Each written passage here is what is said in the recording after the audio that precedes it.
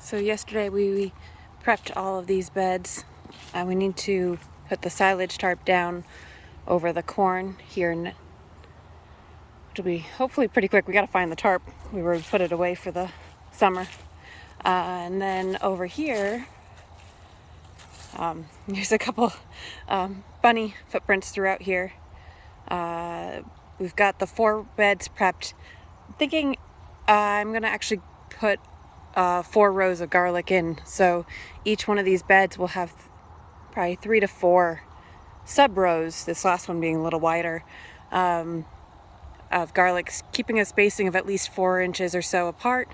And then we're also going to add the fertilizer in here, which we already did a little bit.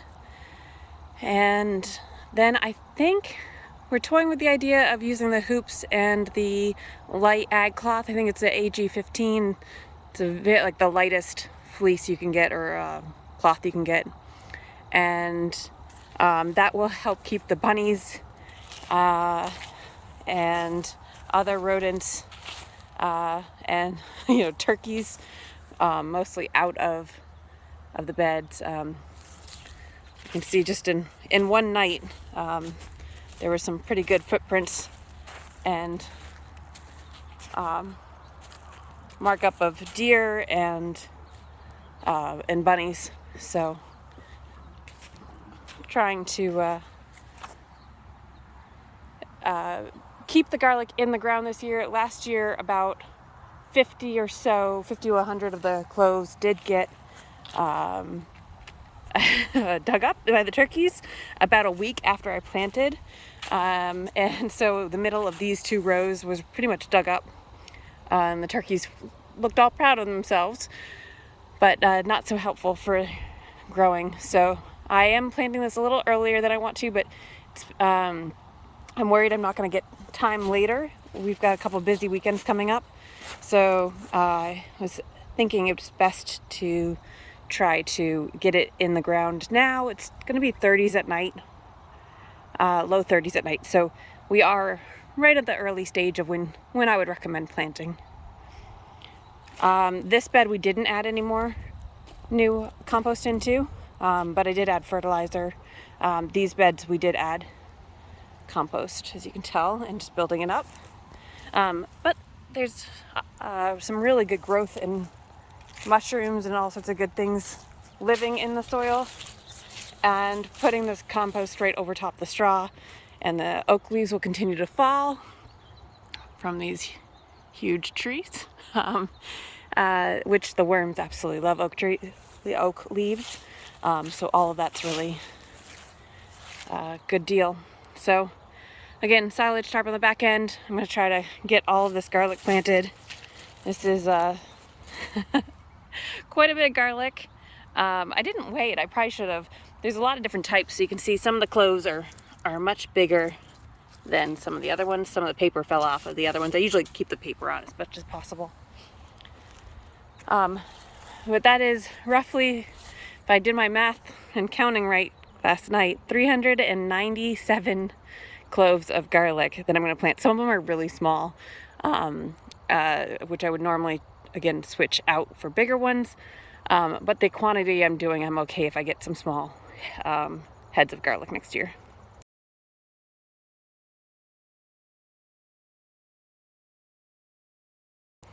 So that's where we're at. This will get the goal is next spring, is soon as we are out of the freezing danger, we will come in and line all of these beds with drip line. So that will allow us to water on a schedule. We're not really a schedule, but it's a somewhat schedule, and then easier watering for the rest of the season until we go and harvest it. So I'm excited for that. Again, we do fertilizer. We do mostly down to earth, which is an OMRI, organic rated fertilizer. We try to follow organic practices mostly. I just learned that silage tarps actually are not in line with organic practices, but we're not trying to be certified organic. This is really all grown for our own consumption, so I'm not really worried about that, because it has made that back corn garden so much better. So, all right, I gotta get to work. Keep you guys updated. So, making my way through my second row here. Figured I would show you guys how I do this. Do it pretty simple. Take a clove, and I'm going to do it with my other hand. The other one's already dirty. And just make sure that this part here, where the roots were, the bottom of the clove is down, and the top of the clove is up, the little pointy side. And I just push down, and that's it. And then you can cover it over. So a lot of times I'll just go through here, and I'll leave them exposed, so then I can see where the spacing goes. So I just push down and go to the next one. Roughly 4 to 5 inches, 6 or so is fine. I've intermixed all different size or types of garlic in these beds. I didn't keep them separated very well. So that's how I plant them. Then I'm going to come back and sprinkle more fertilizer over the top of them and cover them over with dirt or the compost, or well, really just very lightly go like this, and cover them with fertilizer and then straw, and then if we can get to it, I'll do the hoops as well. I'm making a pretty good dent in the garlic. All right, all 4 rows are planted. If I counted right, like I said earlier, it'd be 397 cloves of garlic planted. This is all from garlic that I grew last year. Last year we did order a bunch of garlic from Fedco Seeds up in Maine. And then we had the garlic that my mom had been growing, or she continues to grow, up in Vermont in Zone 4B, that she got when I was working at the organic vegetable farm in our small town up there. When I was in high school, I worked there from 14 to 19 or so. I think it was like a few weeks shy of 19. And so, and they were a certified organic vegetable farm and flower farm.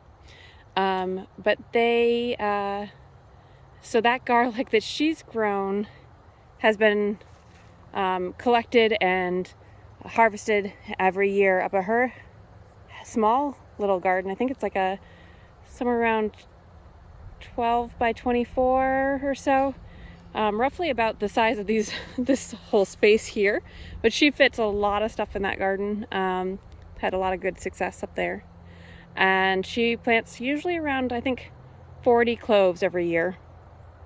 And so again, she saved some for me, and I got to plant it 2 years ago, I guess. And then we've been rotating that in as well, or keeping that going every year. The garlic types, well, I don't actually know the type of that one from up in Vermont. I'm guessing it's like a German red would be my best guess. So what I grew last year, I believe, if I get it right, was Music, which was a really giant cloves. It's a very classic culinary clove, or a bulb of garlic. It only has 4 to 5 usually big cloves in one head of garlic. Then I had I believe a Russian red and a porcelain German white, maybe. So that would be the 4 different types. The one from Vermont, which is most likely a German red, the Russian red that I bought, the porcelain white German, and then the Music. So, it's always fun. You can, I heard a lot of people are having trouble finding seed garlic this year. I do have extra, so if you really need some and you're local, feel free to reach out. But the biggest thing that I would say is go to your local farmer's market and go get what they're growing. Ask the questions. Make sure if we're at the farmer's market or the farm stand, the farm you're talking to actually did grow that garlic. That's your number one thing. But number two is, ask them what practices they did. Do they follow roughly organic practices? Are they organic? Those are some good things. Yes, you can buy garlic from the store, and plant it. And you know, some of those garlic heads will have 8 or 9 cloves in them, so that's 8 or 9 plants for next season. I will tell you, up in zone 4B, my mom's garden, she sometimes waits until November to plant up there for the garlic. As long as you can actually dig in the ground, you're fine to get that planted. The roots start really, really quickly, and the garlic takes really well. If you start the garlic too early and we don't get the ground frozen in time, the garlic will actually start to grow quite a bit, and then we'll have all that snow and deep frost. At this point, I'm going to cover over all the cloves. I'm going to get the straw, the fertilizer on, and then the straw. And I think I might be out of the high P. Normally I do an NPK, I do a higher P for garlic, so I may just be doing an all-purpose today on these. I think like bone meal, I'm getting confused, but it's either blood meal or bone meal is the higher P. I think it's bone. It's really good for root focused growth. So if you did bulbs, you're doing tulips and things like that, it's another use for that. So I'm going to add the fertilizer and get the straw on, and hopefully be able to get this all done before the rain starts. But either way, thank you guys for watching. I'll do a couple quick updates here at the end if I get more of this done in the next hour. So Jace just brought the straw over for me. So now back to work. All right, so that was a bit of work. That was 1 straw bale for these 4 rows. I think they're like 18 feet long, roughly. I didn't actually measure. And roughly 3 feet wide. The last one's probably a little wider. So now, normally I would wet this down, but it is supposed to rain tonight, actually, very, very soon. So I'm not going to need to actually wet it down so it won't blow away. So that's kind of a nice win. But I am going to see if I can try to do the hoops quickly. If I can't, I'll just bail, but we'll see if I make it. If I don't, again, thank you for watching. I'm curious, something that came up earlier today was, how deep do you plant your garlic? I know Epic Gardening did their videos talking between 4 and 6 inches deep. You guys saw how I plant mine, which is not that deep. I'm up here in zone 5B, Massachusetts. So curious what you guys do, and let me know in the comments. And if you have any cool garlic growing stories, I'd love to hear them.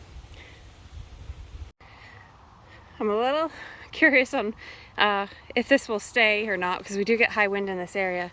I think I'm going to go get some binder clips from Staples instead of the clothesline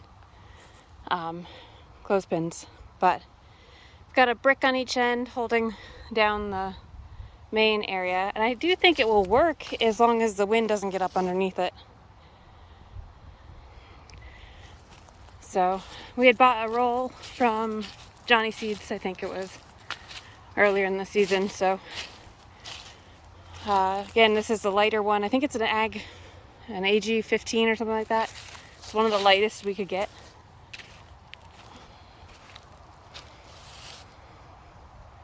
I think it actually looks pretty good. I wasn't sure of how many hoops to do, but I think the spacing makes sense for the amount of wind we get. Still have 3 more rows to do, but at least one's done.